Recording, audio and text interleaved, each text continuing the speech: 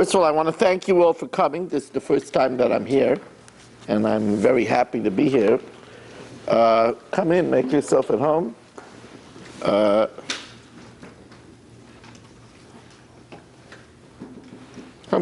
here. No, nothing is going to happen.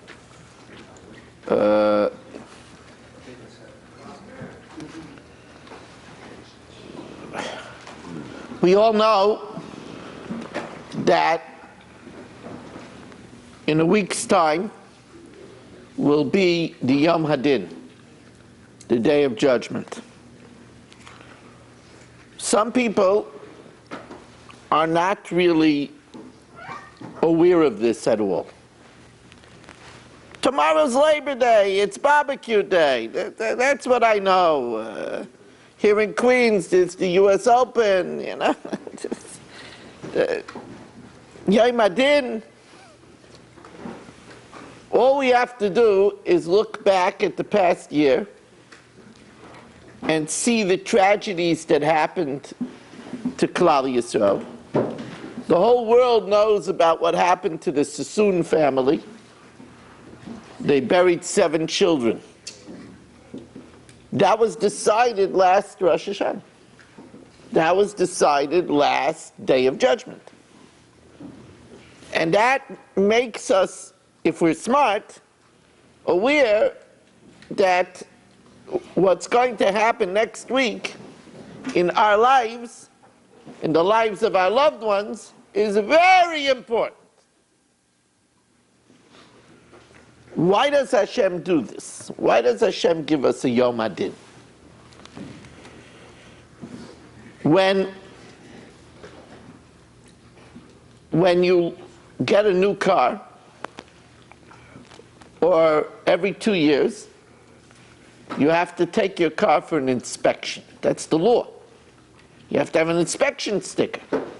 If you don't have an inspection sticker, the police go around with a machine and they give you a ticket. And they keep on giving you a ticket, soon they tow away your car. The government has to tell me to inspect my car? What, I don't know on my own that I have to take care of my car? What, I want to get into a chas v'shalom, an accident? The answer is the government has to tell me. Because if the government didn't tell me, I'm too busy to do it. And if there wouldn't be laws that you have to inspect the car, there would be cars with falling apart on the highways and making us all have sakana, all have danger. In the same way, Hashem says we have to inspect ourselves. We do things that are not good. We do things that are not good. People talk in shul. You're not supposed to talk in shul. Shul is not the movies. You're not supposed to talk in shul. People talk in shul. People eat without making a bracha. People go home and they yell in their house instead of talking nicely. People don't say please. They don't say thank you. People open a siddur, they daven, but they're not thinking about Hashem at all. They're just saying the words. We do a lot of things that are not good. But normally, we don't even think of them. Not only don't we not think of them, but there's something called Ovar Vishona Naaseh Lo Keheter. That if we repeat something enough times, it becomes as if it's permitted. Here's a person, on Shabbat, we have Tfilat Musaf. What is that? Because it used to be in the Beis HaMikdash that on Shabbat we brought the Musafim, the additional, Musaf means additional, the additional karbanot for Shabbat. So we have a special additional tefillah called Musaf. Do you know that somebody could be 65 years old And he never had in mind the Korban Musaf once all his life when he said Tfilat Musaf. When he said Tfilat Musaf, he was thinking about the Chamin. He was thinking about the cholent. He was thinking about the single malt scotch. And what's more, when he left shul, it didn't even bother him. But here's a person, comes to shul, in shul the whole Shabbat, not one time did he talk to Hashem. Not one time. He said the davening, he sang the Kedusha, yeah? But not one time did he talk to Hashem. Well, what's that all about? But when he leaves in the morning, in the afternoon, goes home to eat lunch, he says, good day at shul. Good. It's a good morning. What do you mean a good morning? You didn't talk to Hashem once. What do you mean a good morning? He doesn't even realize it. You know, Kriyat Torah. You hear the Torah. So for a lot of people, it goes like this. No,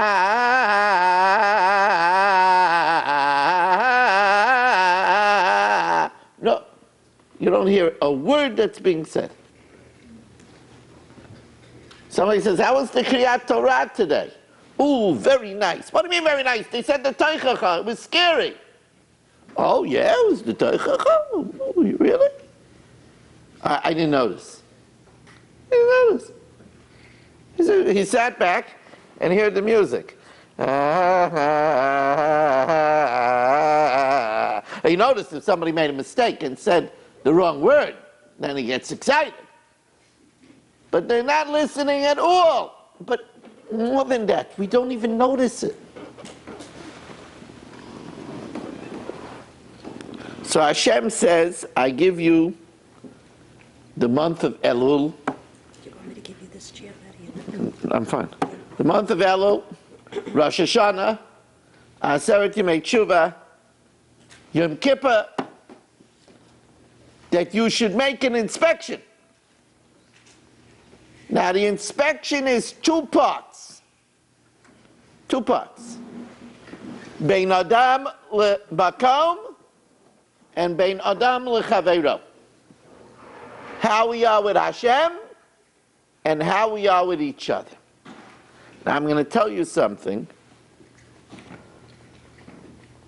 The Bein Adam le'Chaveiro is very important for this world. You see, the sins that we do between us and Hashem, we get punished for in the next world, which is a long world. It's eternity. It's very important. But the sins we do with Hashem, that we get punished for in the next world. But the sins we do against each other, we get punished for in this world. That's why when we make a cheshbon nefesh, we really have to look, who did I hurt this year? Whose feelings did I hurt? That's called, there's just like we're not allowed to eat chazir. We're not allowed to eat pig. It's a love. The same thing it says, lo tonu ish as amito. You're not allowed to hurt a person's feelings. It's the same thing. So here you see a Jew goes into a restaurant and has bacon. Oh, he's a guy! And then you hear somebody call somebody, you know, you're such a stupid person. In Yiddishkeit, in Torah, calling somebody a stupid person, welcome. Calling somebody a stupid person is the same thing, is the same crime as eating bacon. And for calling somebody a stupid person, we get punished in this world.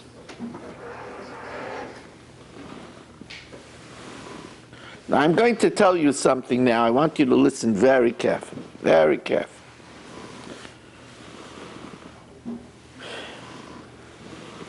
We all are going to ask if we're smart.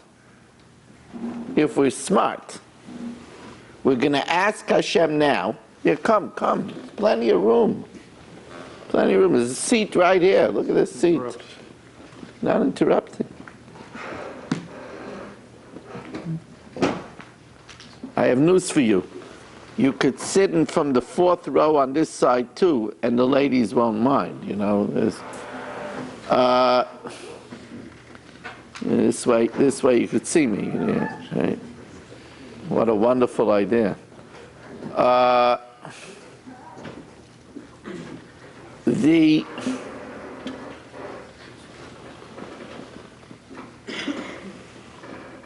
We're all going to ask Hashem, Hashem, give me a good year. Give me a good year. But we don't just want a year. Who wants just a year? Humdrum? Same old? Oh, we want a better year. Who doesn't want better? Better health, better panasa, better nachas, better. Who doesn't want? Hashem says, it's a pleasure. I'll give you better. Just one thing. Tell me how you're going to be better. It's a quid pro quo arrangement. You want better. Tell me how you're going to be better. So, the name of the game at this time of the year is to write what I call a to-do better list. That means that everybody should have in their Marzar for Rosh Hashanah Yom Kippur a to-do better list. The more stuff you have on the to-do better list, the better chance you have that Hashem says, whoa, this is impressive. I'll give you a better year. You see some people, they have a better year because they have a to-do better list. So how do you write a to-do better list? It's very simple. You write a to-do better list by making a cheshbon hanefesh. A cheshbon hanefesh means you go through your day from the beginning of the day in the morning when we get up and we say Modani. Oh, you don't say Modani? Good news. Good news. That's going on your to-do better list. Get up, I'm going to say, you see, we're allowed to say Modani even before we wash our hands. Sometimes I even find myself saying Modani in the bathroom. You could say that. It doesn't have Hashem's name.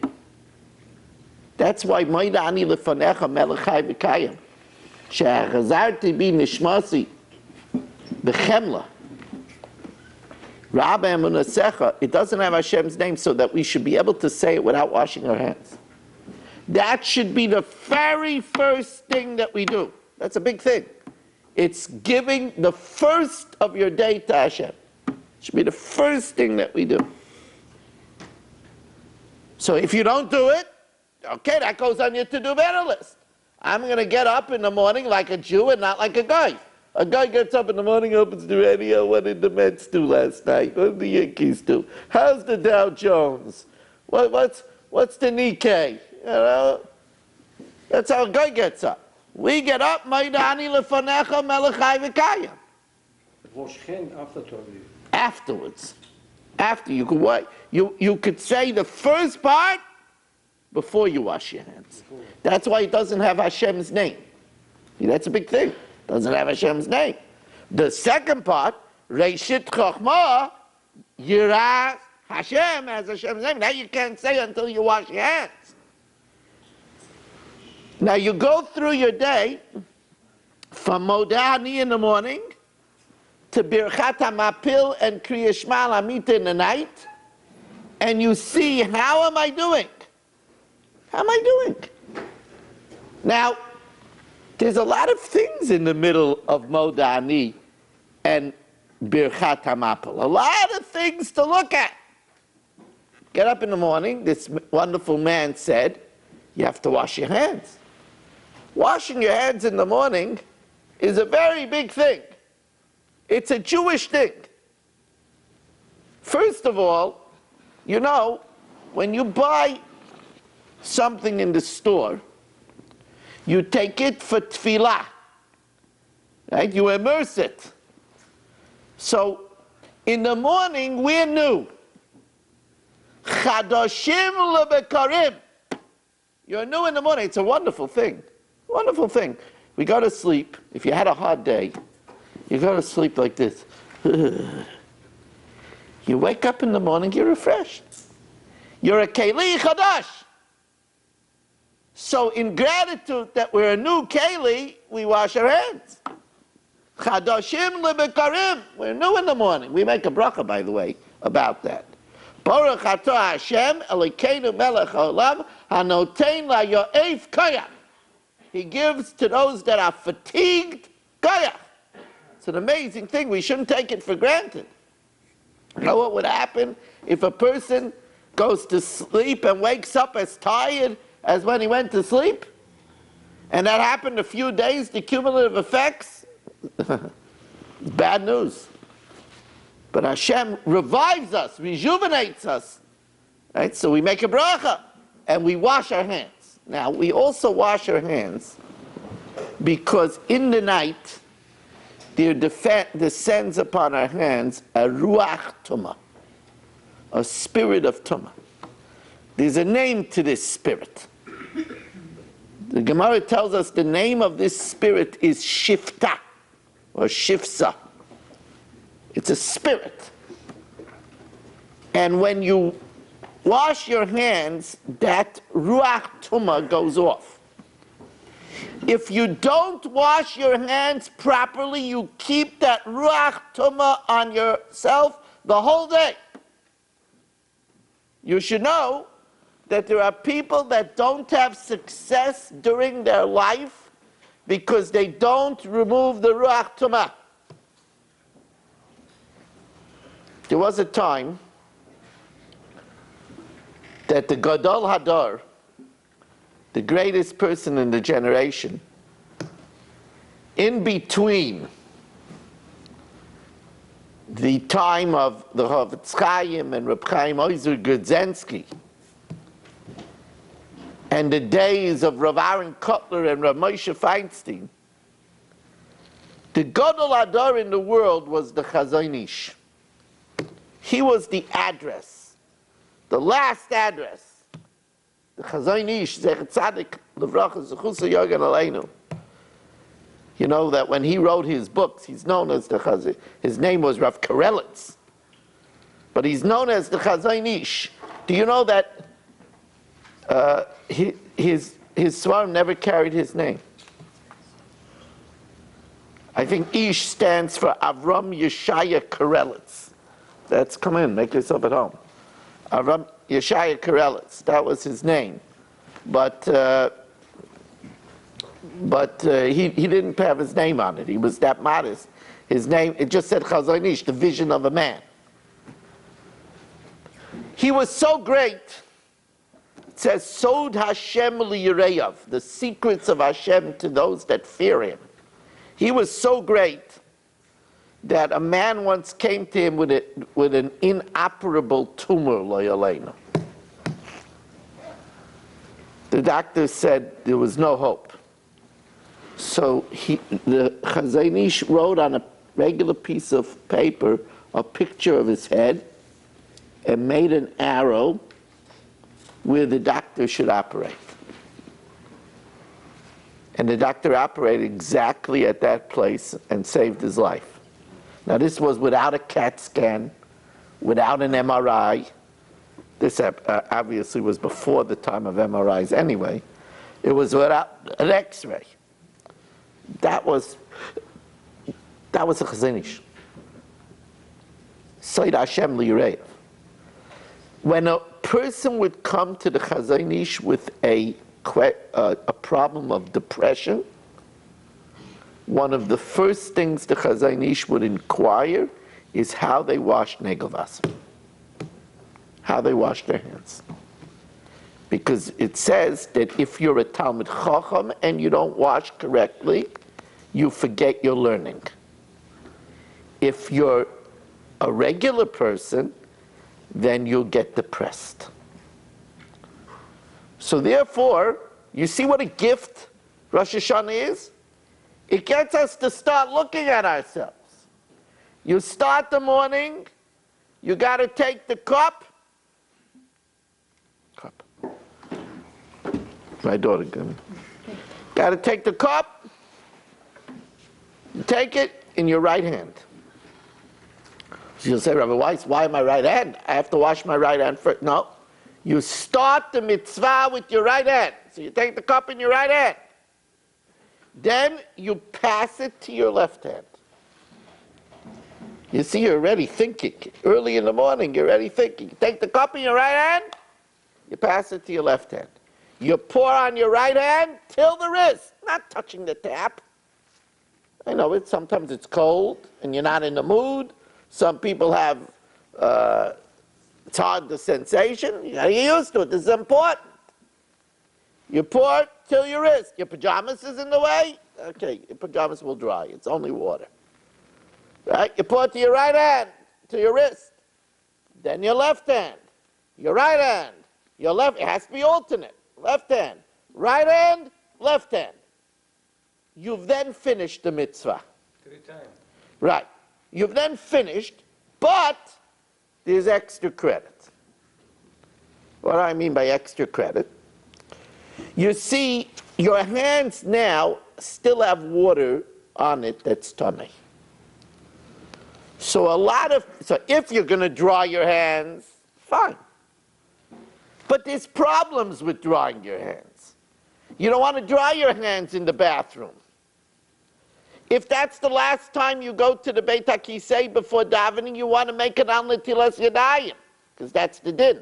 The only time that you make a bracha of al netilat yadayim without eating bread is in the morning for tefillah. But you can't make the al netilat yadayim in the bathroom, and you can't dry your hands. Oh, so, but my hands are wet with tamei. So therefore, what most people do is they do it a 4th time. Number 4. Oh, now my hands are tahar. Now I could take the water and wash my face.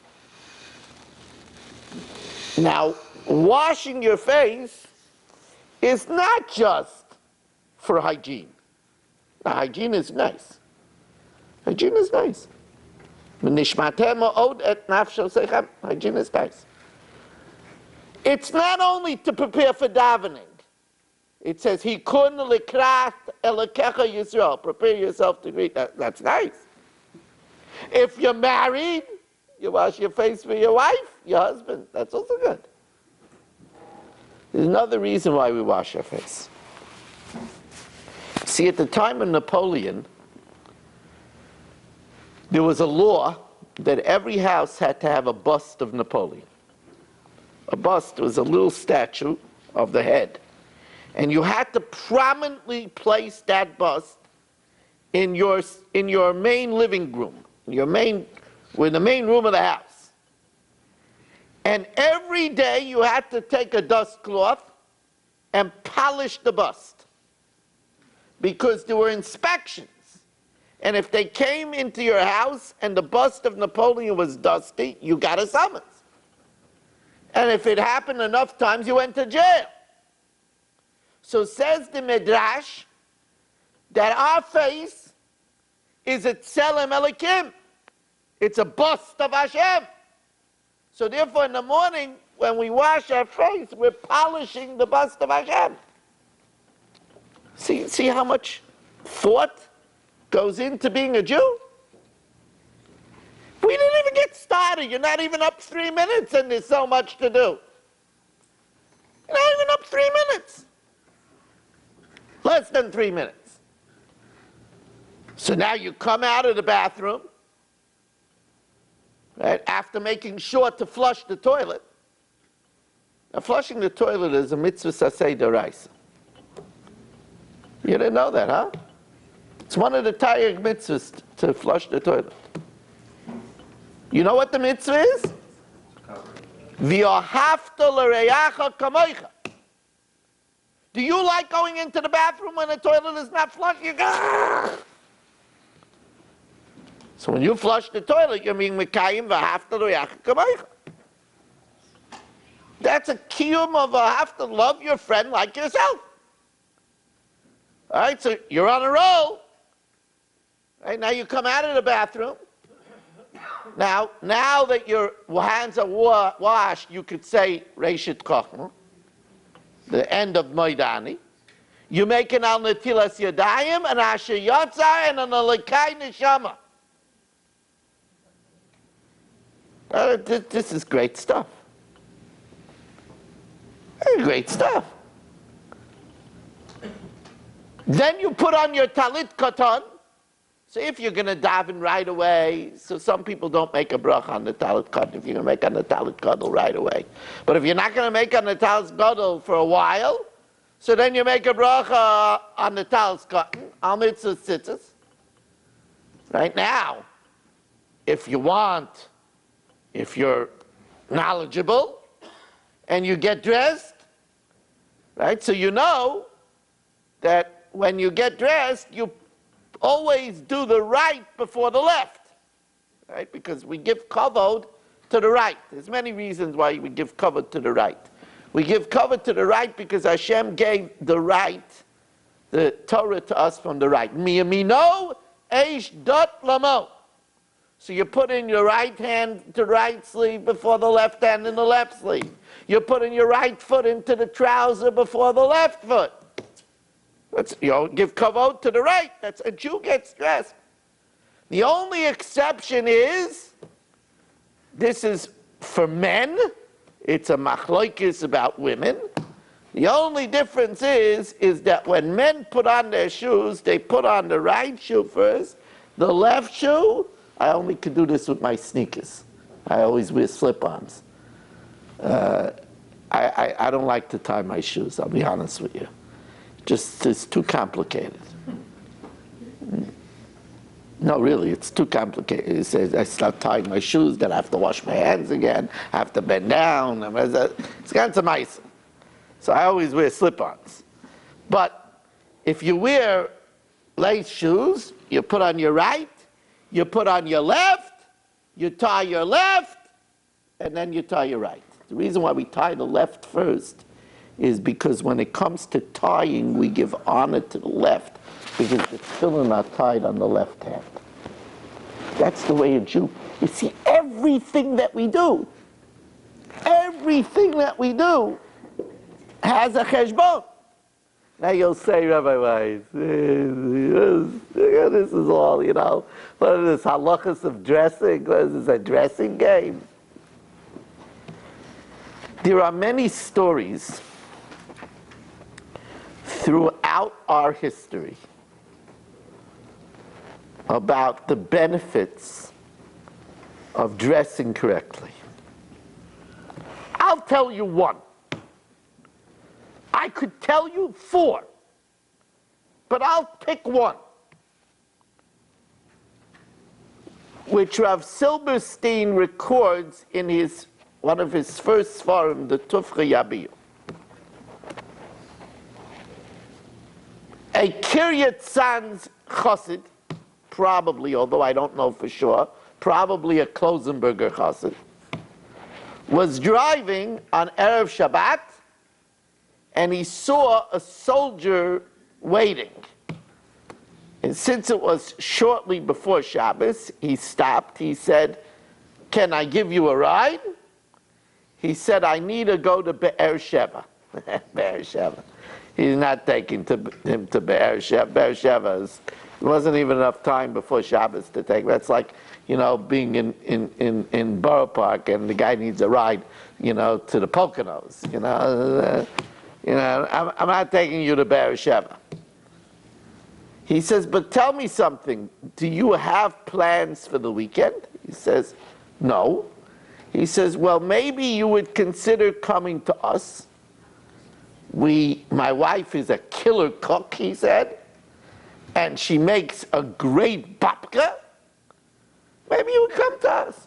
So the soldier was an adventurous fellow, and he said, he says, "I'm not dati." He says, "Okay, but you'll get a Shabbat." So he said, "Why not?" So the soldier comes with his gun and his knapsack and comes to Kiryat Sanz. Now you have to understand that it's not like it is in America. In America, if you take somebody who's not religious into shul, he's lost. But in Eretz Yisrael, you're not lost because you understand the language, you understand the siddur, it's your language, it's Hebrew. So he went to shul, and he liked the rabbi's speech, and the wife cooked great, and he enjoyed the Zmirot. He had a very good Shabbos. After Abdullah, the soldier says thank you, and he's about to leave. So the man tells him, you're going to leave just like that? Below klum? So the soldier got nervous. He thought maybe he wants him to pay something. He says, are you going to charge me something? He got nervous. He was invited. Nobody told him about a fee, He says, no. But you had a whole Shabbat with tefillah, zmirot, kiddush, birchat hamazon, and you're just going to leave?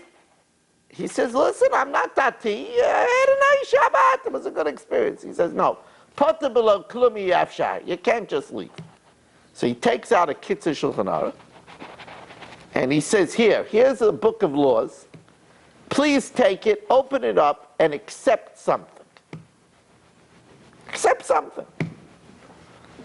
So the man opens it up and starts to read. No, can't do this.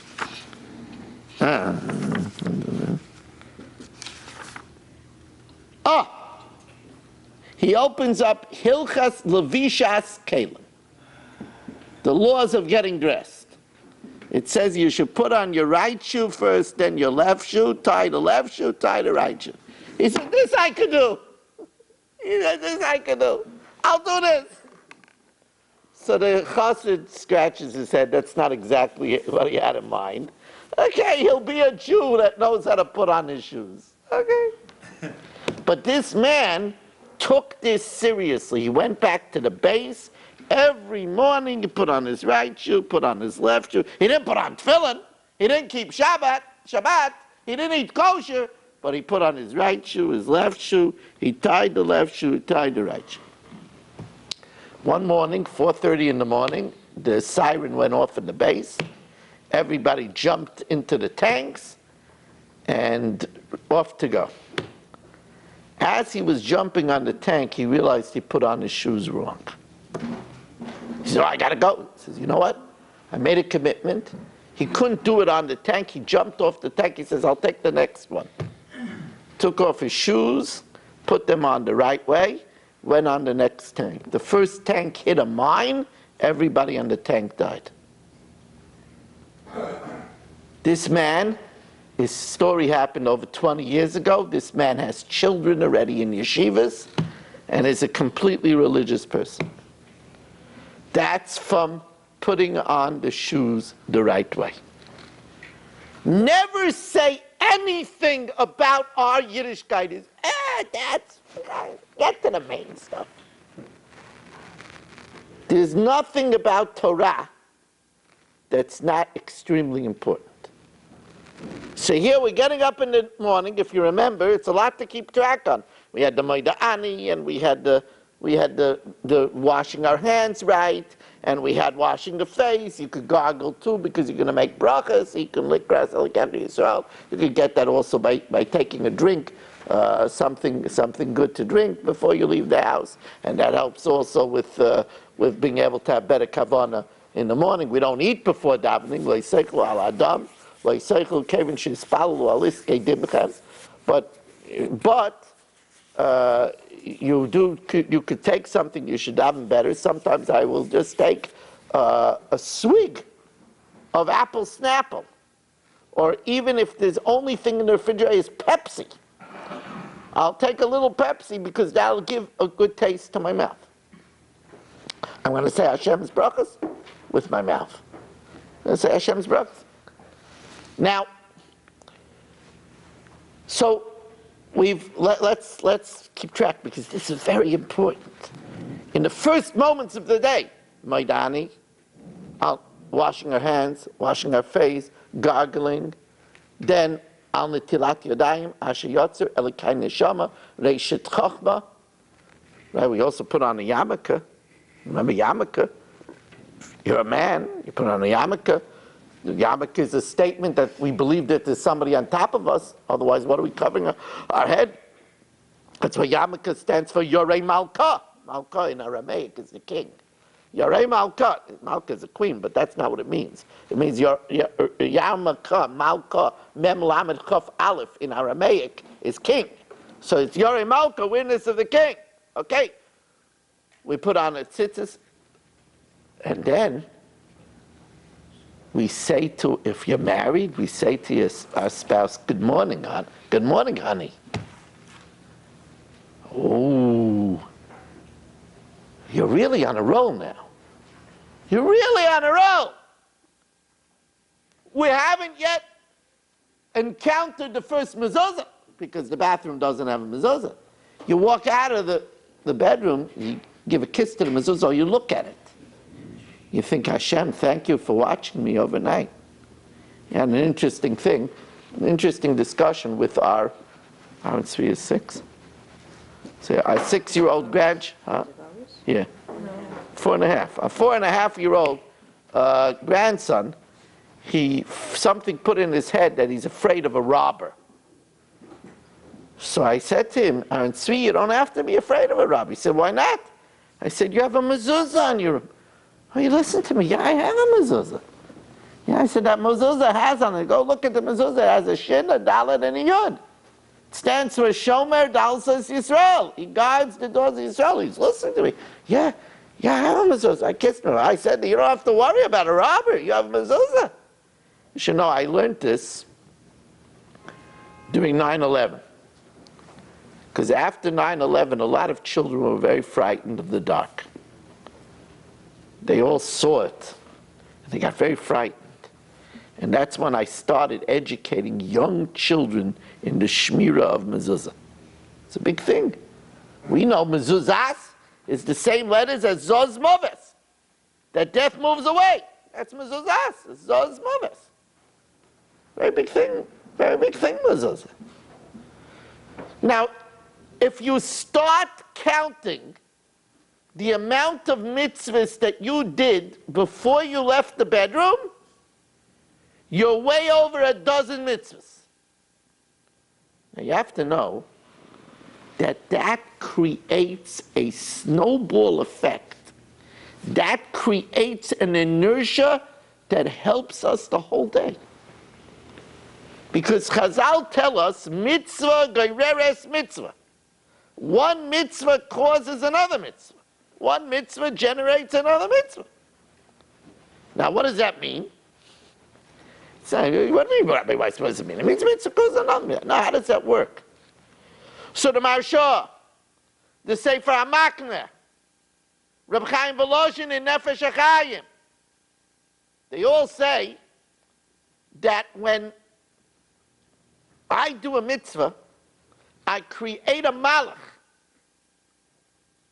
an angel. And that angel envelops me and gives me the power to do another mitzvah. And guides me and strengthens me to do another mitzvah. So in the morning, if you do a whole packle of mitzvahs, you create a battalion. You leave the bedroom room with a battalion of mitzvahs behind you. Do you ever notice? Sometimes Hashem throws in your lap a mitzvah. It's amazing. It's amazing. You go onto Main Street, and an old lady comes over to you. Could you cross me? And you cross the old lady, and everybody is looking at you, the goyim, what a nice man, what a nice woman, doing such a mitzvah. So not only did you do a mitzvah of chesed, but you got a mitzvah of kiddush Hashem too. Why did you get such a mitzvah? Why did Hashem give you such a wonderful mitzvah? You know why He gave you a wonderful mitzvah? He gave you a wonderful mitzvah because you did other mitzvot. That's why He gave you that mitzvah. He gives you easy mitzvot because you did mitzvot. You know, Rabbi Meir Shapiro, who made the Daf HaYomi, he instituted Daf HaYomi. He made the first high-tech yeshiva. You know, yeshivas never had lunchrooms. They never had kitchens. Never. There was no such thing as a yeshiva with a kitchen. What happened is that the yeshiva was for learning, and then you had to eat kest. You had to eat by families. Rabbi Meir Shapiro was the one that designed the idea that the yeshiva should have its own kitchen, and that the bachrim should have state-of-the-art food, and that they should have a library that rivals the libraries, the law libraries of Yale and Harvard. Yeshivas Chachmei Lublin started with a library of 20,000 svarim. The Nazis would burn them all. Yamach Shemam B'Zechra. It was as big as 100,000 before the Nazis destroyed it. When they laid the ground for the Yeshivas Chachmei Lublin, they laid the cornerstone. Thousands of people attended the ceremony. In attendance was the world-renowned, awesome, venerable Chartkever Rebbe, and many of the Gedolim of the time. Rabbi Meir Shapiro got up. There was a family that gave the land to the yeshiva. Rabbi Meir Shapiro got up in front of thousands of people and said to the family, "I'm not going to thank you for giving the land. I don't envy you for that mitzvah, because you're getting such an honor for that mitzvah. Thousands of people see what you did. What I envy you for is the mitzvah that you did before this mitzvah that generated that you got this mitzvah. That must have been some mitzvah. That's what I envy you for. The mitzvah that you did before this mitzvah that generated that mitzvah." Now, unfortunately, it's true the other way around, too. Aveira gereres aveira. When you do an aveira, you create a malach, tameh, that pushes you to do more aveira. Sometimes I'll come into shul, and there's a man in shul that's acting like a baby. "That's my seat, you're sitting in my seat, get out!" A guest, "Get out! Chutzpah! You're using my siddur. Who gave you permission to take my talents?" And you wonder, a grown man, why is he behaving that way? You know why? Because before he left the house, he had a fight with his wife. Or he went and he forgot to wash his hands. Or instead of just having a little, he had a whole meal before davening. You don't have a whole meal before davening. Lo yisaychlu al adam. Lo yisaychlu, you don't eat kodim sheispalel alis kedimchem, before you pray for your blood. Now you're old, you have a medical condition, you're allowed to eat in order to be able to daven better. But you don't feed your face before talking to Hashem. And when a person does Averis, they create a koyach that they sin more. Now, I've strayed from the message. These are important messages. But I've strayed from the message that I started with, and that is, we are working on a to-do better list. Because if we want a better year, we want to tell Hashem how we're going to be better. Welcome. And therefore, we could put on a to-do better list that we won't touch the tap, we'll wash to the wrist. We'll put on a to-do better list that we'll wash our face and have in mind that we're polishing the bust of Hashem. We'll put on our to-do better list that will say Maidani. We'll put on our to-do better list that will notice the mezuzah. We'll put on our to-do better list that will dress like a Jew. We'll put on our to-do better list that we make sure that we smile to our spouse before we leave the house. You know, the great Manchester Rosh Hashiva, Rav Siegel, who was one of the greatest tzaddikim that we ever had. Towards the end of his life, he would bring Negelwasser. Some people, they don't go to the bathroom to wash. They keep it by their bed. And he would go and bring to his daughter's bed, he had a daughter living in the house, he would bring to his daughter's bed the Negelwasser. So she would be very upset. She said, Abba, Tati, it's not right that the Tata should bring my water. He said, listen, please, when your mother was alive, I used to bring her a coffee before davening. Because it says, Ani b'tzedek echazeh panecha. I, with an act of righteousness, want to see your face.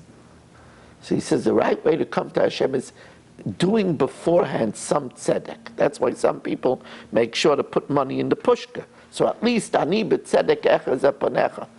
But he took it an act of righteousness. So he says now that his wife, Lo Yaleinu, wasn't alive, he wanted to do something, so he brought Negelwasser to his daughter. A person does something nice in the morning for a spouse. It doesn't have to be bringing her coffee. It could even be plugging in the coffee machine for a wife. It could mean resetting the alarm clock or shutting off the alarm clock, or getting up and making sure not to wake up a spouse. You know, sometimes a husband has to get up in the morning and his wife could sleep yet another hour and a half. But once he wakes her up, she can't fall back to sleep. So he's careful not to wake her up. That's a tzedek. Ani b'tzedek echazeh panecha. We have to know what our tzedek is. Now, if you want to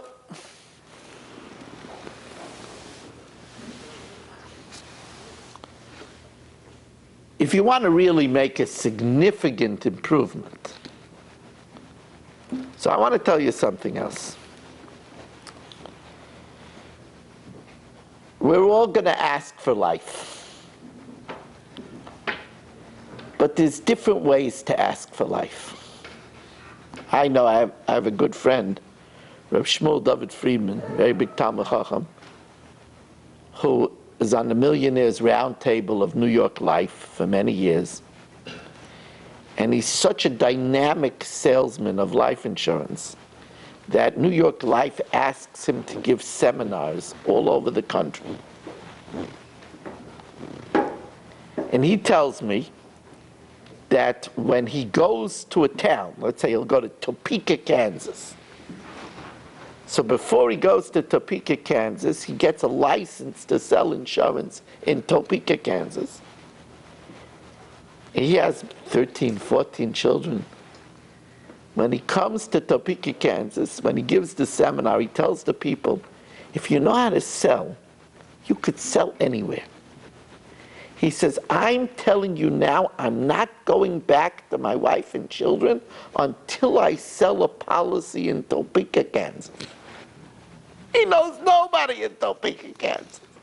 He said, I'm not getting on a plane to go back to New York, to Borough Park, until I sell a life insurance policy in Topeka, Kansas. And he tells me within a day he always sells a policy, wherever he is. Some people know how to ask. When it comes to Hashem on Rosh Hashanah, we have to know how to ask. So I'm going to give you a piece of very good advice. So thank Chazaq for this. I'm going to give you advice on how to ask. And we're going to learn it from the Haggadah Shel Pesach. Haggadah Shel Pesach. Yep. Everybody knows the Manishtana, right? Before the Manishtana, there's fine print. It says before the Manishtana, Kan ha-ben shoyel. Here the son asks. She'll say, oh boy, that's written for somebody that really needs a lot of instruction. What do you think we do by Manishtana? Dip the murder in karosis? What do you think we do by Manishtana? Open the door for Eliyahu Navi? What does it have to say by Manishtana Kana Ben Shoyel? In every Agudah it says that. The most sophisticated Agudah. Rav Avadia Yotzef's Agudah, the Ben Ishchai's Agudah. All Agudas say Kana Ben Shoyel. There are many answers. But the one that I like the best is what they say from the great Rebbes, the Gedolei Admorim of yesteryear. Kana Ben Shoyel. Here is the place to ask for a son. You want a son? Ask Hashem to give you a son right before Manishtana. Because that's the way to ask for a son. You don't just say, I want a son. Doesn't everybody? Oh, I want a son to be able to ask Manishtana. Oh, that's the way to ask. You give Hashem a reason. Here's a person. He asks for Parnasa Tova. Yeah, stand in line. Everybody wants Parnasa Tova. Everybody, why should I give you Parnasa Tova? Hashem, let me explain. I really want to learn more Torah. I want to go to more shiurim. I can't. I got to take odd jobs. And even when I want to learn, I'm so tired from running around and being worried. I can't concentrate. I fall asleep in the shiur. I can't. Give me good parnasa, give me oodles of dollars, and I'll learn more. Oh, that's the way to ask.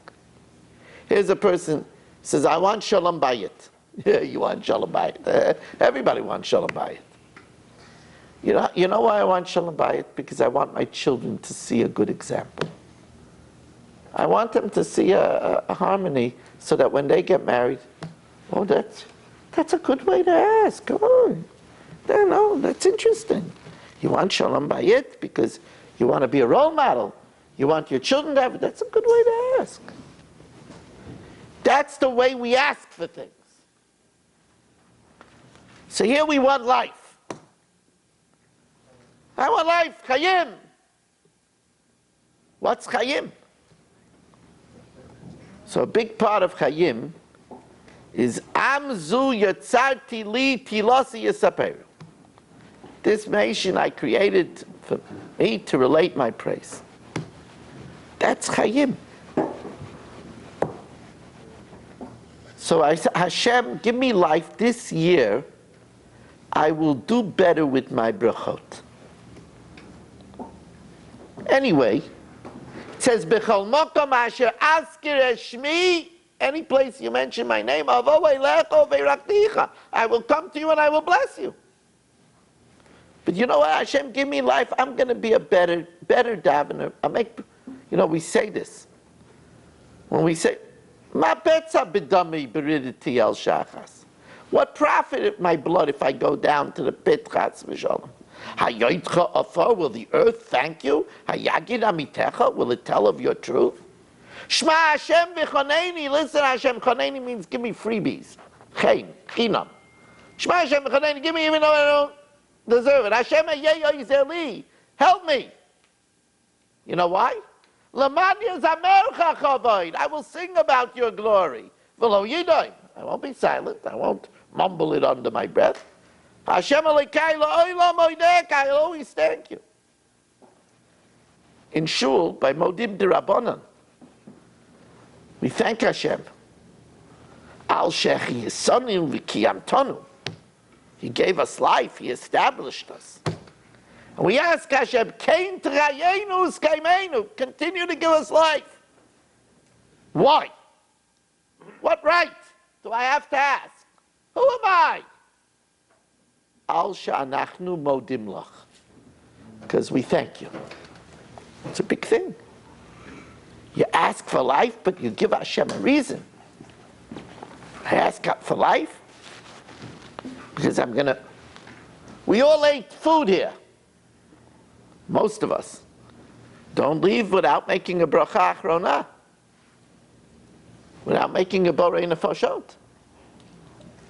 Ramila used to say that every day we should think a little bit about Olam Haba.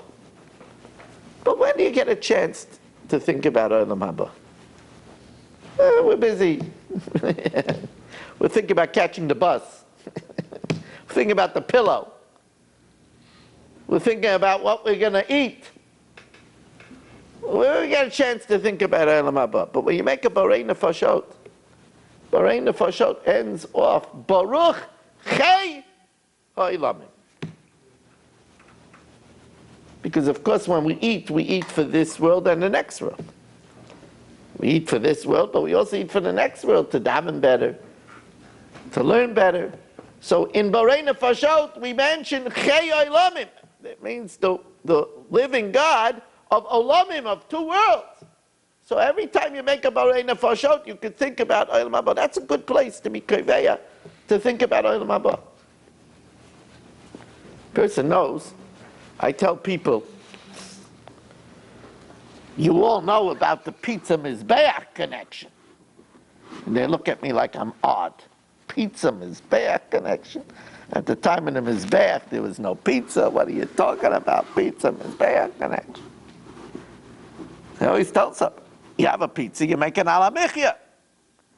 And in ala michya, you ask Hashem, Val Mizbechecha. Don't mention the Mizbeach in benching. There's no mention of Mizbeach. So it's a pizza Mizbeach connection. So I was justified in this. I used to always say this. And I heard a story this summer. The Baba of a Rebbe. My wife and I had the privilege to meet him. Reb Shlomo Mababov, we were in his house. He was a very holy man. His neshama should have aliyah. So Reb Shlomo Mababov ate 2 meals a day. He had 2 meals. And he had a snack in the afternoon, 2 biscuits and a cup of tea. That was his snack. He once was in London, and they couldn't find biscuits with the proper hechsher. So they brought him a tea. So he smiled and he said he doesn't need the tea. So he said, Rebbe, we couldn't get you the biscuits, at least drink the tea. So he smiled, he says, I don't need the tea, I'm not thirsty. He says, in the morning and the night I wash, I bench. I want once a day to say an ala michya. Because in ala michya we say the words b'kedusha u'v'tahara, with holiness and purity. You don't say that in bench. It says, once a day I want to say b'kedusha u'v'tahara. You don't have biscuits, I can't eat biscuits without drinking tea. But if you don't have the biscuits, I don't need the tea. So here's a person that eats in the middle of the day only to be able to say b'kedusha v'tahara.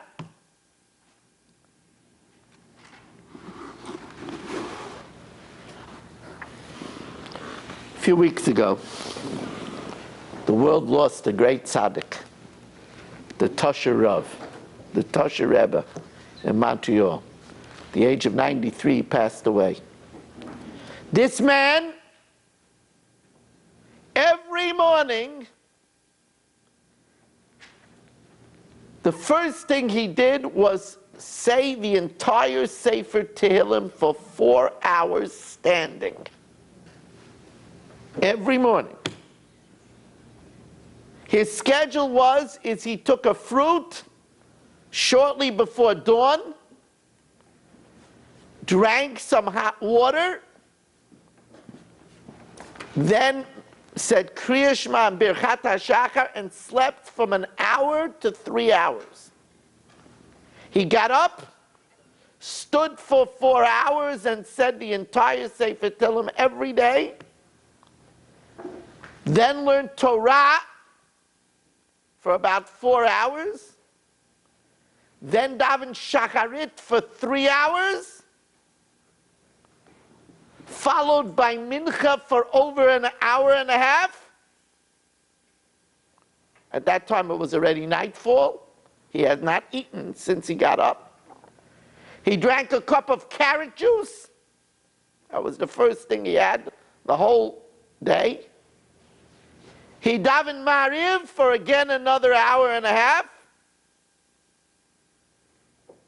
He then ate the only meal of his day, which was already close to midnight, benched for over 1 hour,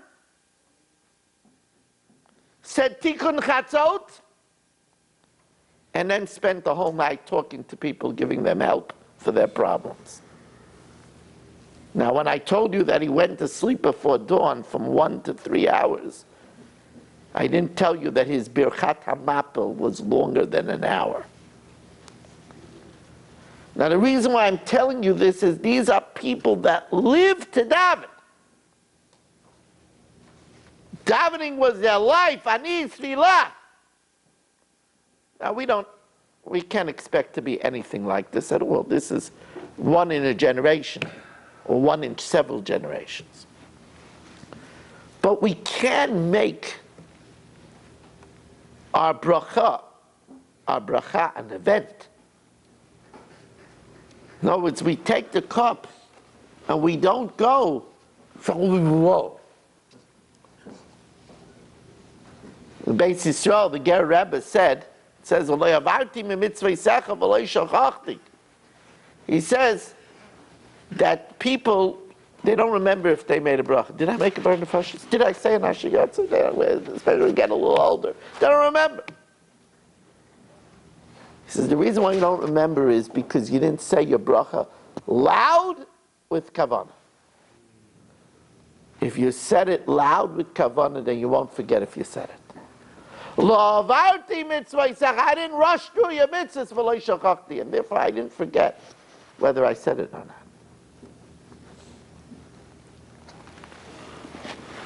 Sfardim say slichot the whole month. We started saying slichot on Motzoi Shabbos. And the chorus of our slichot was Lishmoa el arina v'el tefillah. To hear the song and the petition. It's a mistake that people make, that they focus on asking for next year. What about saying thank you for this year? You are in the hospital this year? Say thank you. You are in jail this year? The way most people live, they should be in jail. It's unfortunate. You are in jail this year? Say thank you. You didn't have a medical scare? Say thank you. You able to pay your bills? You had air conditioning? You have heat? You have a car? You have a car with air conditioning? You have a car with power windows? You have a place to park? Say thank you. That's a prerequisite. Hashem likes when we appreciate it. Every maidim now should be a real good maidim. So the first thing we say is Lishmoya el arina. First we sing. And then ala tefillah. Then we ask further. Don't take things for granted. Dvarim sheroitza lahasmid ba. Things that you want to continue, al tiftach ba. Don't take them for granted. You're going to get me one of my new CDs and a bencher. Please. I'm going to conclude because it's late already. And you all came out. It's really very nice. I'm going to conclude with one thing. You want to do something life-changing, really life-changing? Ramilla used to say, in Ramilla's days, there was Bozo the Clown. Thank you. No, the Yom Naram one. The Ramilla used to say, Bozo the Clown had a big red nose. Big red nose. So, Ramilla used to say, if you said bozo 100 times, you said bozo 100 times, by the end of the day you'd be bozoed. You'd be bozoed. No, the cassette. Cassette. The album. The cassette. If you said bozo 100 times,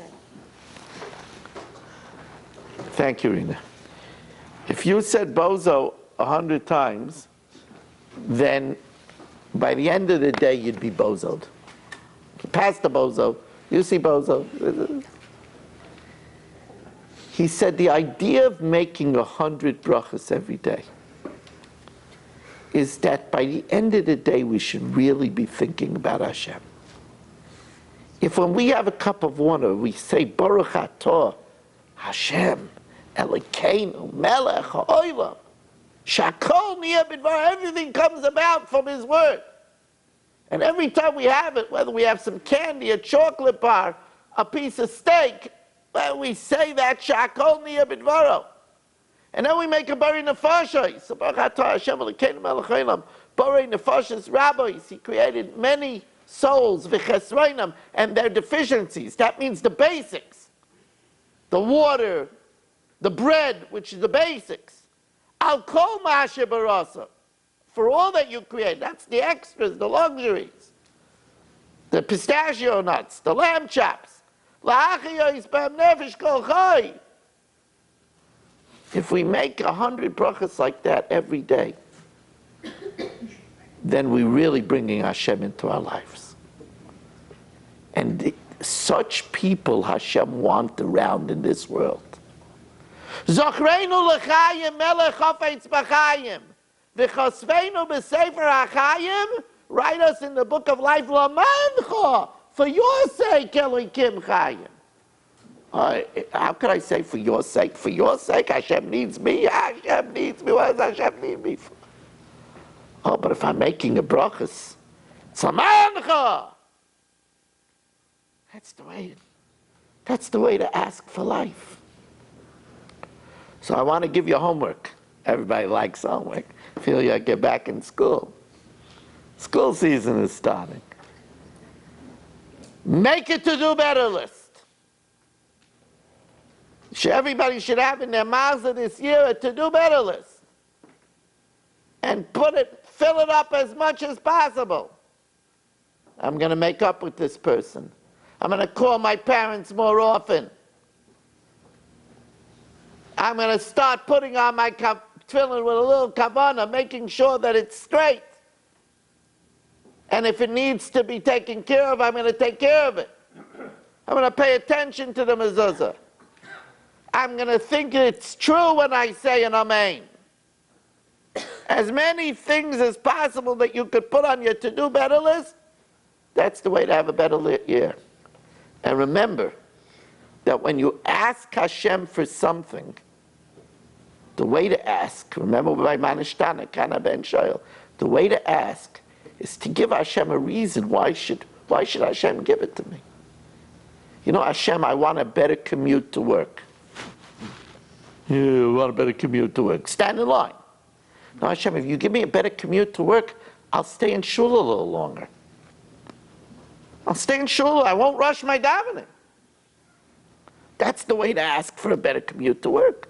That's the way it works. Now, I brought over here with the help of my wife, my daughter. First of all, this came out this week.